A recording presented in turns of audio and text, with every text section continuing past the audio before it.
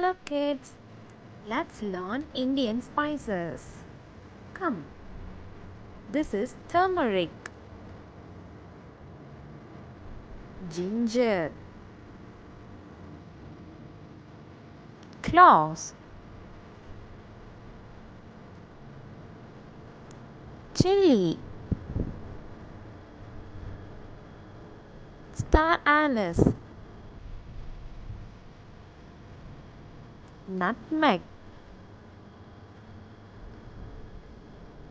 coriander seeds, garlic, black pepper, mustard seeds, cumin seeds, bay leaf,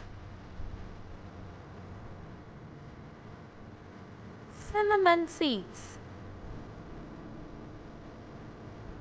cardamom. Thank you kids for learning with me. Bye bye.